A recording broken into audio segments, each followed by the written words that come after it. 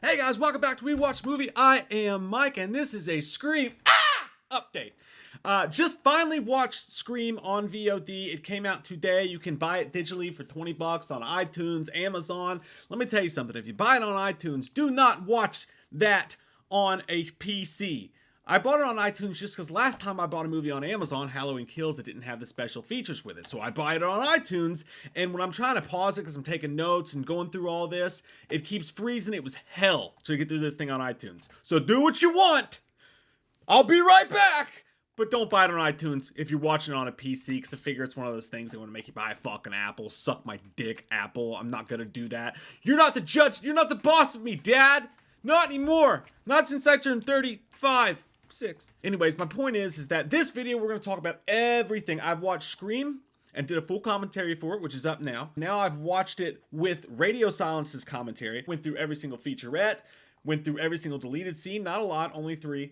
And we're going to talk about all that stuff in this video today because, yeah, got some cool stuff from it, some interesting little tidbits. So, let's get into that shit! Here comes that white-faced fucker, an asshole like no other. He's a big old piece of shit. Wants to stab your sister's tits cause he's a white-faced fucker. Loomis can't recover. Dr. Challenge drunk again, sleeping with your sister's friends. Do you want to know about the darkness? I said, goddamn. Goddamn you, faggot! Deleted scene, starting first off.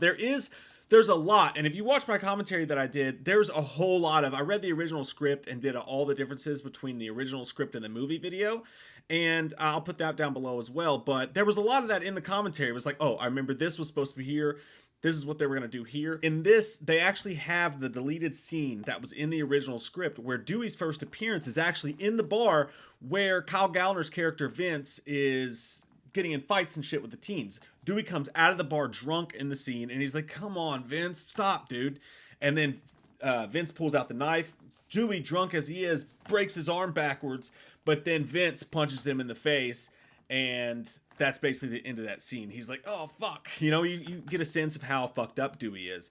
They show that scene. Now, in the script, it was a little bit different. He beats the shit out of him a little bit more, and then instead of Kyle Gallner's death scene in the parking lot, he ends up on a random road out in the middle of nowhere, and that's where Ghostface attacks him. The second deleted scene is a convo between Judy and Dewey. Judy and Dewey that was also in the original script as well, where it's after Vince's death scene, she's talking to him. He's like, look, I know, that guy beats the crap out of me. He ends up dead. What a shame. But he's like, I didn't do it. My neighbor saw me come home.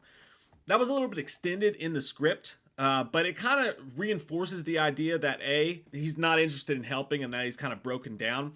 But it's a scene that I'm kind of glad they took out because they didn't really need to enforce any of that. And they say in the commentary, the reason they took these 2 scenes out is because they felt like they wanted to give the audience a chance to really grow with these new characters before introducing the legacy characters, which is why you don't see Dewey until like halfway. What the fuck is this?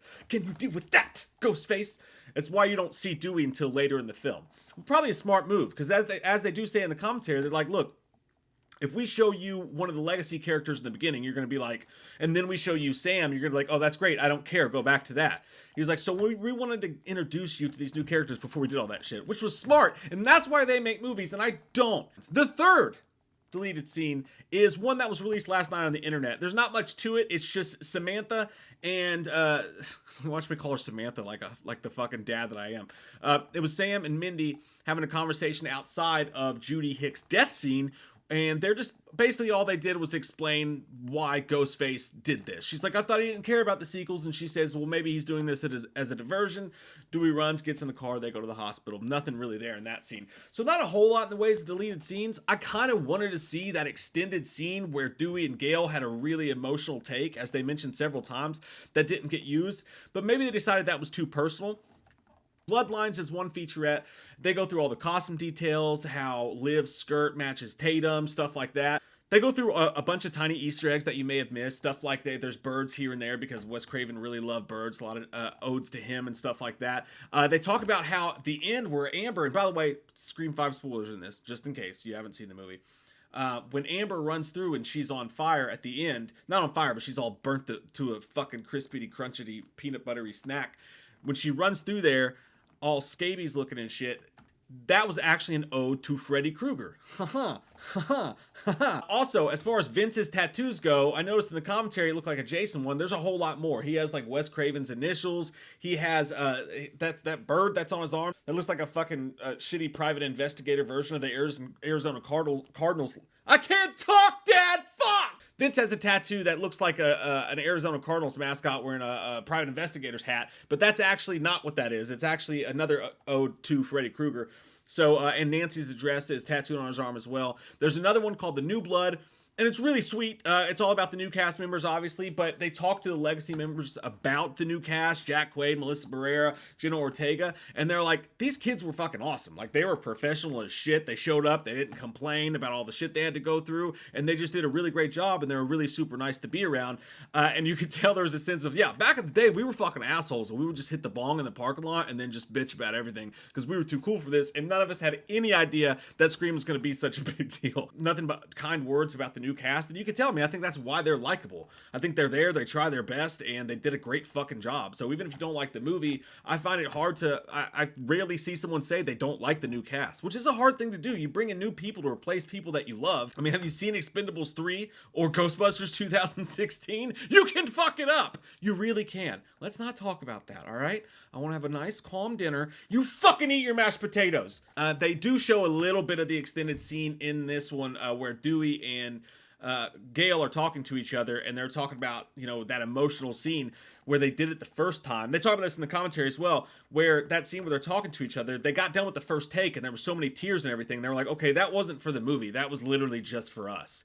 And they were like, them having this emotional moment in front of everybody was just really, you know, endearing. And it was kind of a special moment. It's also heartbreaking because, as you know, they've both been through it with each other. David Arquette and Courtney Cox have, and through the movies and with each other. It's like the most ultimate meta thing you can think of ever. In the shadow of the master is what I tell my wife when I enter the bedroom and we're about to have sex. Actually, it's an ode to Wes Craven, which is a beautiful thing. And they really do a great job with this featurette because old footage of Wes Craven actually introduces it, and you forget like how charismatic and nice he was, and he was the kind of guy that it looks like you just want to sit down and have tell you stories. He just seems like such a cool dude, and I think there's no unkind words ever said about Wes Craven for a reason. And this whole featurette's about him. And again, the best part is that he opens it and closes it with his own footage of him speaking, and it's just fucking beautiful, man. And on to the last piece. There's not a whole lot of special features here. The commentary, though, I went through, listened to the entire thing, and just garnered out some of the stuff I found that was interesting that maybe I did not already know about the movie. Now, there's a lot of stuff in here that I already knew that they talked about just from following the movie, like the fucking nerd that I am over the past year, but there may be a bunch of stuff that you guys don't know, so it's definitely worth checking about. I'm not going through everything because I don't want to just retread stuff I've already been through. The first thing they said is hilarious. They made a joke that when the Spyglass Entertainment thing drops down, there was a thought for a second that they would have a Ghostface silhouette run out and stab it and then run away again, but they were like, they realized that was a fucking stupid idea. They mentioned here that they were so concerned about script leaks and keeping this thing from leaking out that the writers actually even made radio silence come to a locked room. They locked them in a room with the script and made them read it there in the building, and then afterwards shredded it to keep it from getting leaked to anybody. Which, you know what, this day and age, you fucking do what you gotta do. You keep that shit off of fucking Reddit, Scream. And I'm looking at you, Halloween Ends, too. You guys gotta get better with this shit, alright? If I knew how to bake, I'd make you a cupcake that'd make you shit out unicorns, alright? Because you deserve a fucking unicorn for that. I don't know where I'm going with this, man, but I hope that wasn't painful on its way out, because it has a horn on it. You gotta keep that shit off the fucking internets, man. And everyone's a suspect! They also said that the script was written in 2.5 weeks, which should give you reprieve if you were worried about, oh my god, are they gonna rush the next one? Once they had everything and all their ducks in a row, it took them 2.5 weeks to write this. 2 dudes writing it, that's not crazy. 2 dudes locked in a room really hashing, banging stuff out, you know, for 2.5 weeks. That's not surprising to me that they could get something done like that. Hell, I've seen 2 girls do a whole lot less with 1 cup. Something I have found since reading the script and watching the movie, and just is more reverberated here in this commentary, is that the writers and the directors just have a great relationship. I mean, a lot of the stuff that was in the script was just filmed the exact way it was written. They have a nice working relationship, and you don't get that a lot with movies, and I feel like that was portrayed on the screen here. They say both writers went away their separate ways and watched all the movies, and when they came back together, they had a lot of the same ideas. They both wanted to kill off Dewey. Fuck you! They both wanted to do a lot of the things that they did, and it was a pretty seamless operation with them. And I think that's when you get a great product, and it shows here in the commentary that they were on the same page with a lot of this stuff. You know what it seems like they're not on the same page about? Something that a lot of us aren't on the same fucking page about. Stu! Stone. I've seen on Reddit this picture here that they're showing, proof that Stu's dead. This was a crime scene photo that they used. You know, maybe Stu is dead, and we'll talk about what they say about that in this commentary. But to me, this is not the end all be all that, oh, okay, Stu's officially dead, all right? For one, his pants are wrong. The colors are wrong. There's a ton of stuff not right about this picture that they included on some special features. It wasn't on mine, weirdly enough. That was supposed to be a crime scene photo of Stu. Number two, we're talking about movies that were recreated by stab movies. How do we know that they couldn't use this as a shot from a stab movie, especially since a movie that went through such minute details to get that entire house correct, they're not going to get the color of Stu's pants right? I don't know, I'm just saying. Now, as far as what they said about Stu in this, they got me excited and then they let me down, and they got me excited and then they let me down. In the hospital scene where Dewey dies, they actually talk, they almost accidentally say this, but it is definitely a strike against those of us like myself who hope that that was actually Stu in that scene, which I've done 2 videos about that, I won't go into it. But he does say, oh, you see Richie's face right there, look really concerned about Amber. The director or writer refers to that Ghostface as Amber officially. So that was the strike against that hope and prayer for sure. But it's not the end. It's not the end. You can still fix it. I can make it cool again, Steven. I made scramby eggs. There's still hope. There's still hope. That's all I'm saying. It's not the end all be all. What they did say shows me that they have had and are maybe having ongoing fights about this, just like the rest of us are. All right? They say there's even a Stu one there specifically for you, Guy, talking about...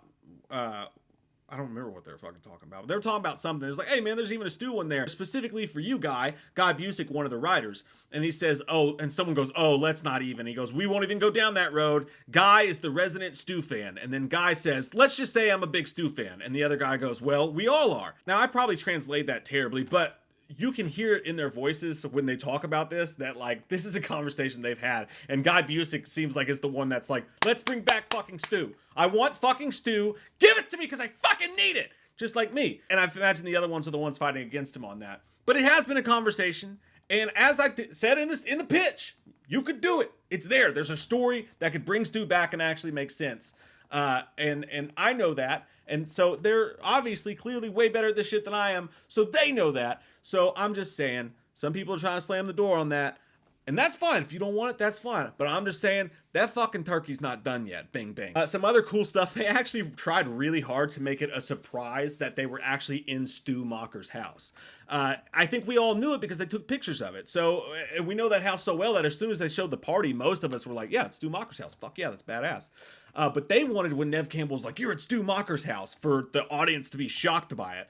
And they didn't even realize yet while filming this commentary that nobody was. That was one of the things they really swung and missed on, because I think we all knew as soon as Kevin Williamson took a picture in front of that house and we saw the doors, fans knew where they were the entire time. Speaking of Kevin Williamson, they wanted the scene where Jenna's in the hospital to be the TV screen where it's showing Dawson's Creek. They wanted that to show I Know What You Did Last Summer, but they were worried that they wouldn't be able to get the rights to it. One thing that I loved, and by the way, I just did the commentary for this, and it was so funny. I've never felt that smart in my actual life, because I said like 10 things in the commentary when I was watching it, and they would say that themselves. Like when Richie gets his arm cut, they were like, that's just throwback to Jerry O'Connell. And I was like, I fucking said that. Yes.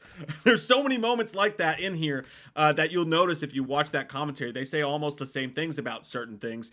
They do talk about certain things that we notice, like the end of the movie where Gail's, she's been shot in the stomach, but she's just chilling on the back of the ambulance. And they say, we joked that that was a magic blanket. We were very aware that she had a gunshot wound, but we didn't want to put her in a stretcher with an oxygen mask on. We felt like the emotion of what she was saying in that moment was more important than the realism of it. So you can take that or leave it, but they're aware of it at least. That wasn't even an accident. They say a lot of times in this commentary, by the way, how much Neve Campbell likes to give notes. And you can take that however you want to, but she's very particular about what they do with her character in this. And they did say it in a nice way. I'm just saying, she's very particular about what they do with Sydney. Another thing they did to protect the script was they actually wrote a script with Mindy and Liv as the killers. Now, I don't think they actually meant that they had decided to do that at one point, but that's the script they sent some people, which would be pretty interesting. I would love to see an alternate ending where they were the killers. That would be the ultimate fucking bonus feature. They mentioned that Dylan Minnette actually cast himself in the movie. He's such a fan of Scream that he called them and was like, put me in the fucking movie, please God. And then they auditioned him and they're like, yeah, he's perfect. But interesting enough, when he dies in that scene with the dick dangler in the neck, when he turns around, he didn't know Ghostface was going to be there. They had snuck Ghostface in, so his reaction is actually real in that moment. And he hadn't even seen Ghostface on set yet, which I thought was a badass. I love it when directors do stuff like that. Another thing that I did call out in the commentary, I literally said, I'm pretty sure that I don't have to take this from shitty Sam Elliott comment from Jack. I was like, that seemed like improv right there, and I liked it. They literally say that. They were like, shitty Sam Elliott was a total improv line, so I was like, motherfucker.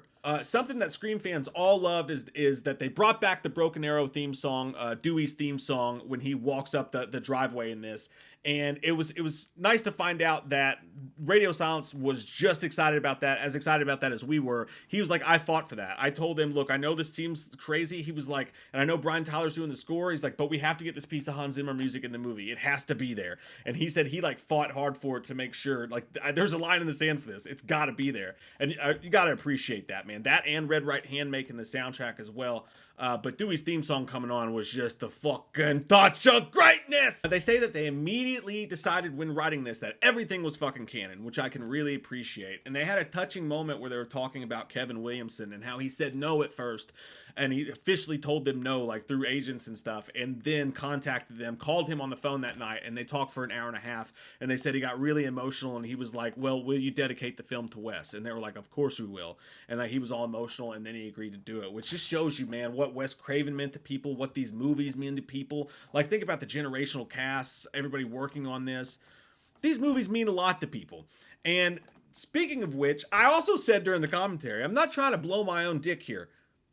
Who wouldn't if they could? But I'm just saying, I said in the commentary that it felt like while the writers were writing this, they probably were figuring out how not to piss off this group or this group of people, that's when they actually came up with the toxic fandom motive. And they say that here. They actually mention that. They were like, yeah, the subtext actually of our conversations actually ended up as the text in the script. And they were like, we're talking about ourselves as well. Like, you can't help but love something, and you go to see a movie and you really want to love it, that you feel hurt when it's not what you expected. So I think a lot of people taking that motive as like a personal slight towards them, you know, and if you're one of these people who's an asshole and like DMs people telling them to kill themselves and shit like that, they fucking were. You're just, yeah. But you know, I think they're trying to say, hey, we're not talking about that every single fan who loves something is bad. We're just talking this is an extreme version of it. But I did think that was an interesting thing that they said there, that they figured that out while writing it. And I totally fucking called that shit. Just like I'm hoping to God I totally fucking call Stu being alive in the next movie. And I'm losing faith bit by bit by bit.